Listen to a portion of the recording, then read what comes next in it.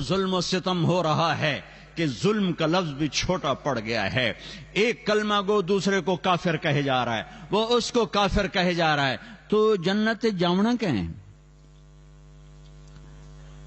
جنت تو خالی ہے. پھر امت بن کے رہو. میرے نبی نے امت بنائی، اپنے خون دے کر، اپنی اولاد کو ذبح کروا کے، 1.25 لاکھ صحابہ کی قربانیاں دلوا کر ایک امت بنائی ہے. میں تمہیں اللہ رسول کا واسطہ دیتا ہوں، فرقوں میں مت بٹو، فرقوں میں مت بٹو، فرقوں میں مت بٹو. یہاں اچھی مثال قائم کرو، مسلمان بن کے رہو، مومن بن کے رہو، مسلم بن کے رہو، اپنا تعارف بطور مسلمان کرو. یہاں بھی اگر وہ لڑائیاں تم نے کھڑی کر دیں تو آنے والی نسلیں تمہیں معاف نہیں کریں گی. میرا نبی تمہیں معاف نہیں کرے گا کہ میں تو لوگوں کو جنت میں پہنچانے آیا تھا، تم نے میرے کلمہ گو کو کافر کہنا شروع کر دیا. کسی کو کافر کہنا اتنا آسان کام ہے؟ کیوں ممبر پہ بٹھاتے ہو ایسے لوگوں کو جو تمہیں فرقوں میں بانٹ کے چلے جاتے ہیں؟ میں بھی آ کے آگ لگا سکتا ہوں، لیکن میں نے اللہ کے رسول کو جواب دینا ہے. یہ ممبر محبت کے لیے بنایا گیا ہے، یہ ممبر نفرت کی آگ بھڑکانے کے لیے نہیں بنایا گیا. کہ تم یہاں بھی مسجدوں میں پڑھ چکے ہو، فرقوں میں پڑھ چکے ہو، کیوں اپنے پاؤں پہ کلہاڑی مار رہے ہو؟ کیوں میرے نبی کی محنت کو آگ لگا رہے ہو؟ تمہیں کون آ کے بتائے گا، سمجھائے گا کہ تم وہ گندے جراثیم یہاں بھی لے کر بیٹھے ہوئے ہو اور اسی نفرتوں کی آگ میں جل رہے ہو، جل رہے ہو، جل رہے ہو؟ دیکھو،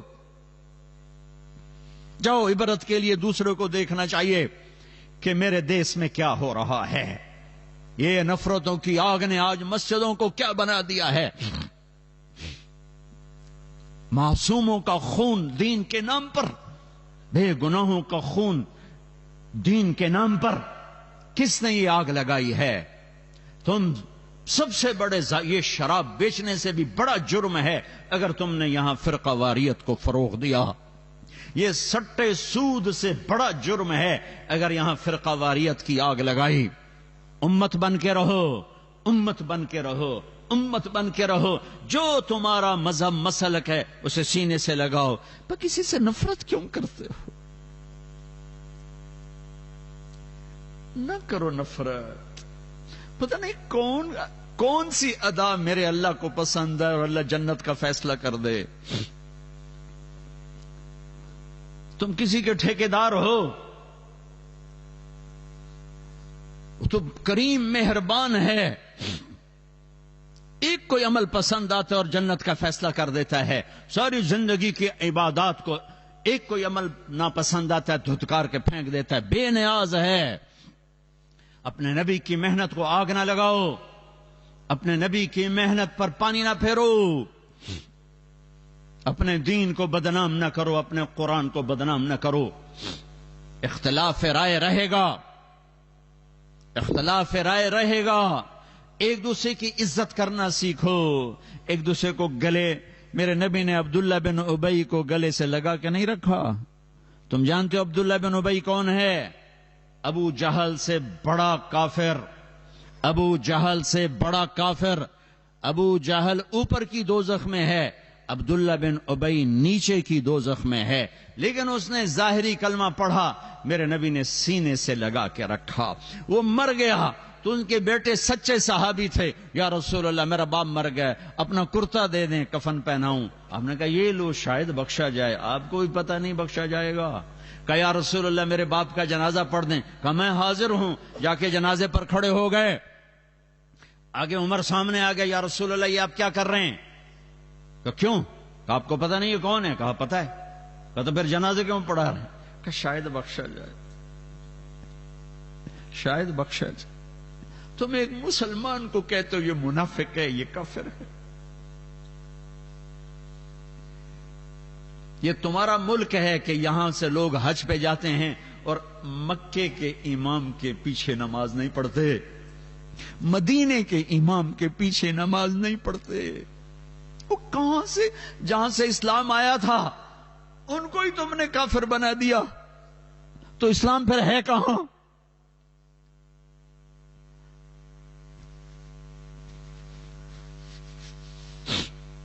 میرا رب اتنا کمزور ہو گیا ہے کہ کعبہ کے مسلح پر کافر کھڑے ہیں. مدینہ مسجد نبوی، میرا نبی اتنا کمزور ہو گیا ہے کہ ان کے مسلح پر کافر کھڑے ہیں، گستاخ رسول کھڑے ہیں. کچھ تو عقل سے کام لو، کچھ تو روکو ان لوگوں کو جو یہاں تک تمہیں پہنچا رہے ہیں. کچھ تو دین سیکھو، کچھ تو دین سیکھو. اتنے غافل تو نہ بنو، اتنی آگ تو نہ بھڑکاؤ. آپ نے کہا، میرے اللہ نے کہا ہے عمر، میرے اللہ نے کہا پڑھ یا نہ پڑھ میں معاف نہیں کروں گا، میں پڑھتا ہوں شاید معاف کر دے. پھر میرے نبی نے کہا، میرے اللہ نے کہا تھا میرے حبیب 70 دفعہ بھی پڑھے گا تو نہیں معاف کروں گا. پھر آپ کہنے لگے اگر میرا اللہ کہتا نا کہ میرے محبوب اگر تو 70 دفعہ ان کا پڑھے گا تو میں معاف کر دوں گا، تو میں اس کا 70 دفعہ پڑھ دیتا.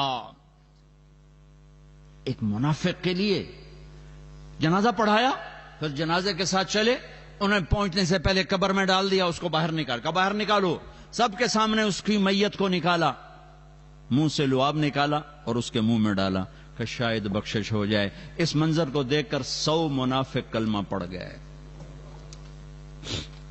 بھائیو، ہم تو غیروں کو اپنا بنانے آئے تھے، تم نے اپنوں پہ توپیں کس لیے ہیں. ایک دوسرے کو سلام کرنا چھوڑ دیا، ایک دوسرے کی مسجدوں میں جانا چھوڑ دیا.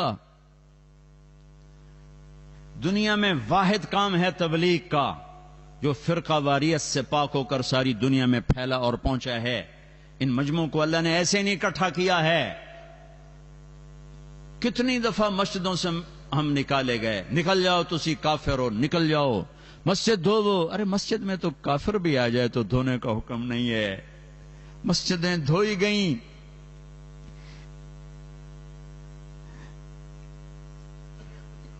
اور میں نیا گیا تھا تبلیغ میں، تو ایک مسجد میں گئے تو امام مسجد نے ہمیں ماں بہنوں کی گالیاں نکالی کہ تم گستاخ رسول ہو، کافر ہو. میں تو پہلی دفعہ تھا، میں حیران پریشان. اور وہ جماعت والے سارے بھائی ان کے لیے دعا کرو، بھائی ان کے لیے دعا کرو. تو میرا اپنا دماغ وہ انالیسس کر رہا تھا کہ یہ کہتا ہے میں عاشق رسول ہوں اور بھری مسجد میں مسافروں کو ماں بہنوں کی گالیاں دے رہا ہے، اور یہ اس کو دعا دے رہے ہیں. تو ان میں کون گستاخ ہے اور کون عاشق ہے؟ وہ نبیوں میں رحمت اللہ کا